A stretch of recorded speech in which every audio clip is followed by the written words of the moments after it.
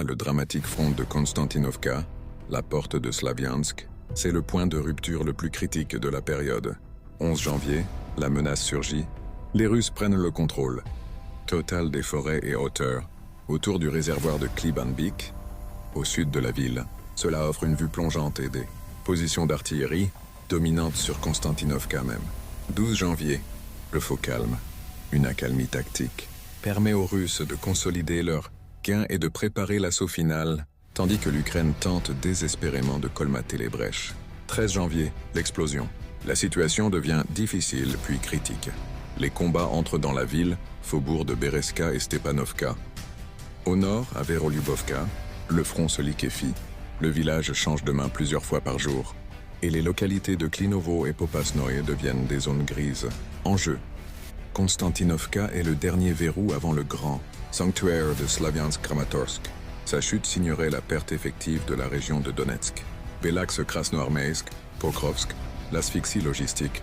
Parallèlement, la tenaille se resserre sur Pokrovsk. Encerclement tactique, du 10 au 13 janvier, les Russes ferment méthodiquement des poches. À Novopavlovka, la garnison ukrainienne est totalement bloquée.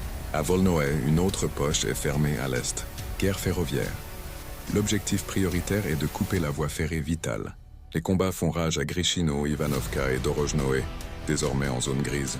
Les droneurs russes transforment les routes de ravitaillement, Drushkovka, Rodensko, en cimetière de blindés. Progression constante. Avancée confirmée vers Kucherov Yar, Sofievka, un 5 km gagné, et approche des abords de Novopavlovka. La défense ukrainienne, incapable de contre-attaquer efficacement, se contente de subir, perdant du terrain chaque heure. Verdict du Donbass. Le système défensif ukrainien est étiré à l'extrême. Entre la chute imminente de Konstantinovka et l'étranglement de Pokrovsk, le commandement ukrainien doit choisir quelle ville sacrifier, car il n'a plus les réserves pour sauver les deux. 3. Le nord-est la menace sur Slaviansk et Liman. Alors que tous les regards sont tournés vers le centre, le front nord-est voit une avancée silencieuse mais terrifiante vers l'artère vitale de l'Est, Krasny Liman. Du 10 au 13 janvier, la pression ne faiblit pas.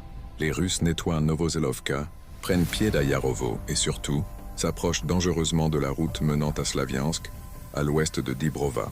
Le danger. Si cette route est coupée, tout le groupe de forces ukrainiennes dans le nord du Donbass, Liman, Seversk se retrouve isolé de sa base arrière principale, Seversk-Zakotnoe. La ville de Zakotnoe est à moitié prise, avec une poche fermée au sud-ouest. À Ozern, l'ennemi est repoussé de l'autre côté du fleuve.